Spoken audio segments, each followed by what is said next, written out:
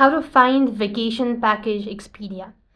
In order to find vacation package on Expedia, what you want to do is, first thing first, you want to use the Expedia app on your device, log into your account, after which you just want to go to the home page.